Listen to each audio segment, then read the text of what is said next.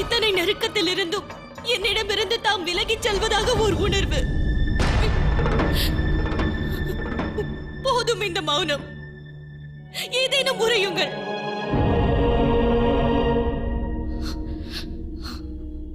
தமக்கு என் மீது மையல் இல்லையா?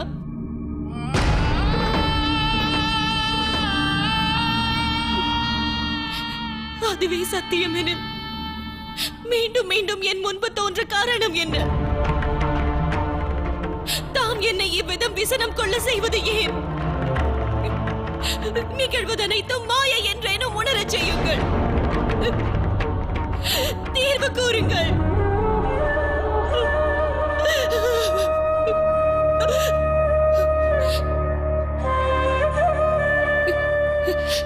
ஒரு சமயம் என் தந்தை தம்மை அவமதித்த காரணத்தினால் தாம் என் மீது சினம் கொண்டீர்களா? இல்லை அல்லவா? பிரஜாபதியின் செயல்களுக்கு என்னை தண்டித்து விடாதீர்கள். நான் எந்த தவறும் செய்யாதவர்.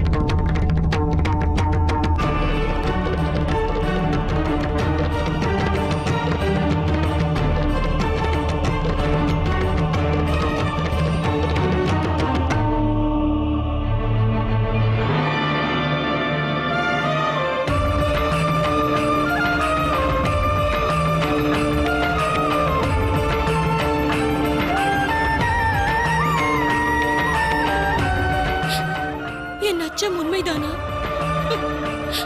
தந்தை அவர்கள் அவரை அவமதித்த காரணத்தினால்தான் என்னை அவர் ஏற்கவில்லையா? அவ்விதம் அவர் என்னை நிராகரிக்கலாகாது.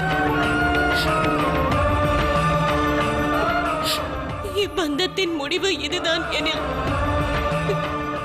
இப்பந்தம் துவங்கியது ஏன்?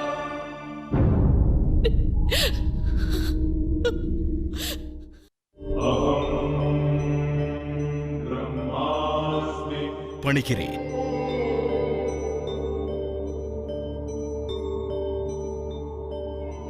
இனி தம்முடைய தலையீடுதான் வேண்டும். சதியின் விஷயத்தில் தக்ஷனை விடவும் அதிகம் தடை எழுவது ஈசனிடத்தில்தான்.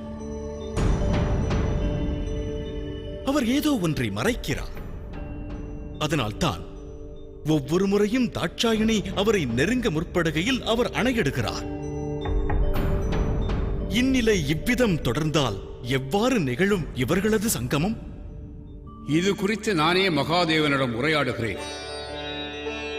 அவருக்கு எடுத்துரைக்கிறேன்.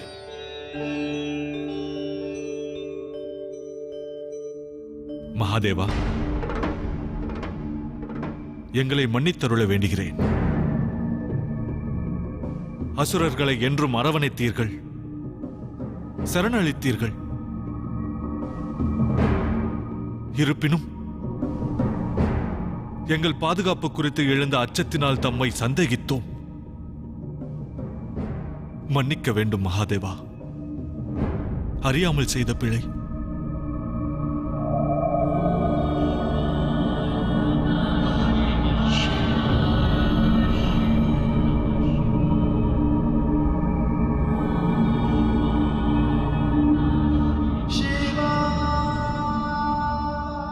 பிரபு,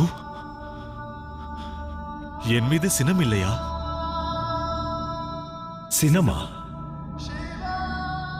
அதற்கு காரணம் இல்லையே. தாம் கருணையின் கடல் மகாதேவா. அசுரர்களான நாங்கள் அறியாமல் இழைக்கவிருந்த மிக பெரும் பிழையிலிருந்து எங்களை மீட்டிருக்கிறீர்கள். சதி தேவியை தாம் பாதுகாத்தீர்கள். எனினும் தாக்குதல் தொடுக்க விருத்தாசுரனுக்கு ஆணையிட்டவன் நான் தான்.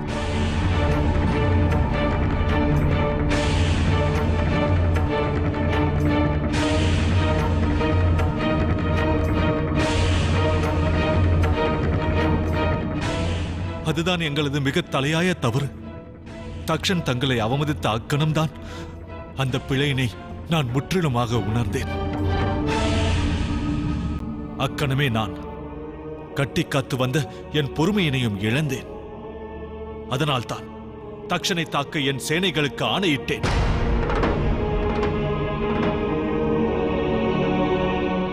இருப்பினும் மகாதேவா, அத்தாக்குதலுக்கான நோக்கம் தம்மை அவமதிப்பதற்காக அல்ல. தக்ஷனுக்கு தண்டனை அளிக்கவே அவ்விதம் ஆணையிட்டேன். தாம் அறியாததல்ல, தக்ஷனின் செய்கைகள் யாவும் கண்டிக்கத்தக்கவை.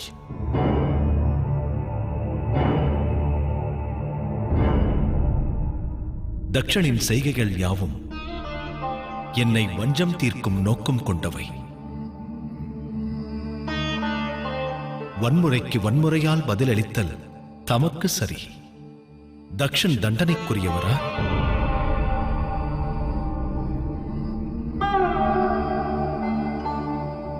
மகாதேவா, என்றும் தமது கோபத்தினால் முவ்வுலகங்களும் நன்மை அடைந்திருக்கின்றன.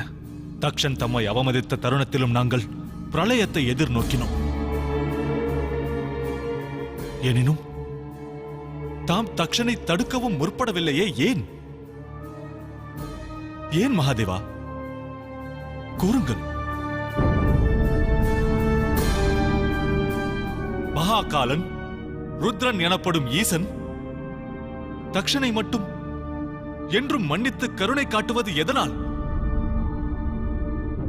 ஏன் பிரபு, ஏன்? சுக்ராச்சாரியரே, தமது அச்சம் தமது ஆத்திரம் இரண்டும் வியர்த்தமானது. தக்ஷன் எனது சத்ரு அல்ல.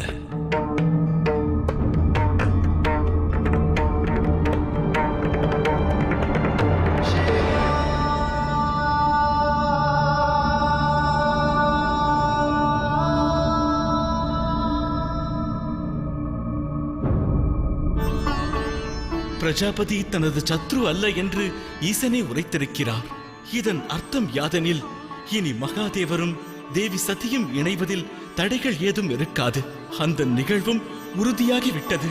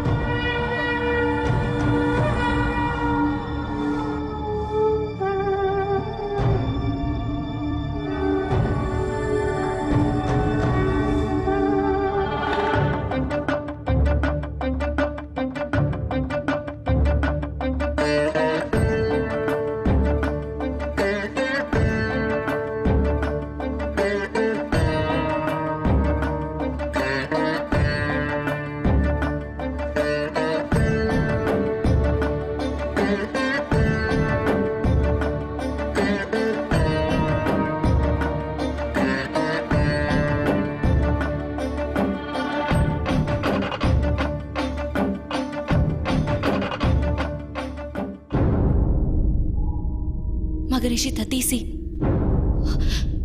இத்தவிப்பினை துவக்கி வைத்தவர் அவர்தானே. எனது விதிப்படிதான் அவரது ஆசிரமத்தை நான் அடைந்ததாகவும் கூறினார். சென்ற முறை என் கேள்விகளுக்கு விடைகளும் அளித்தார். இனியும் எனது கேள்விகளுக்கு அவரிடமே சென்று விடை தேடுகிறேன். கர்ப்பூரகாரம் கருணாவதாரம் சம்சாரசாரம் புஜகேந்திரஹாரம்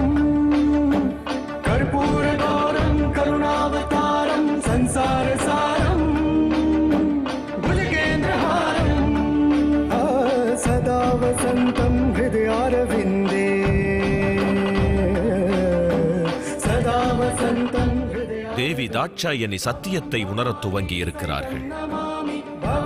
மகத்துவம் நிறைந்த நிகழ்வு ஒன்று விரைவில் நிகழவிருப்பதாக அடியவன் உணர்கிறேன்.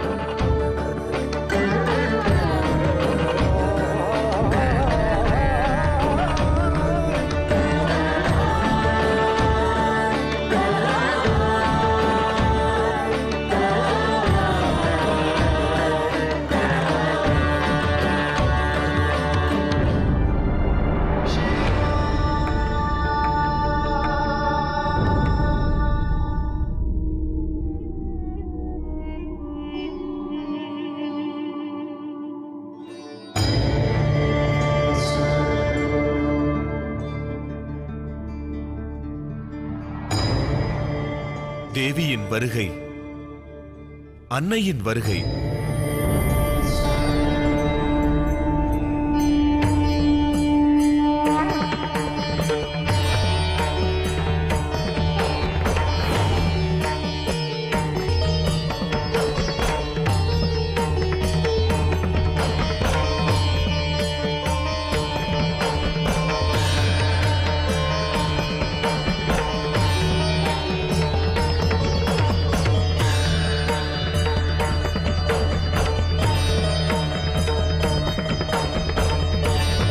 வணங்குகிறேன்.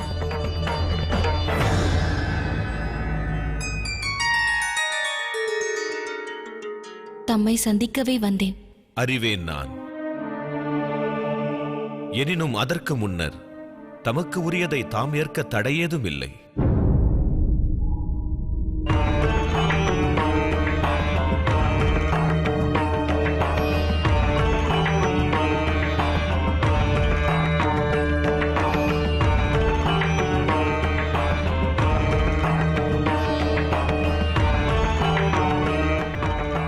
இதை எதிர்நோக்கினேன். தாம் விதியை ஏற்க மறுத்தாலும் தாம் பயணிக்கும் மார்க்கம் யாவும் தம்மை ருத்ராட்சத்திடம் சேர்ப்பிப்பதை தவிர்க்க இயலாது.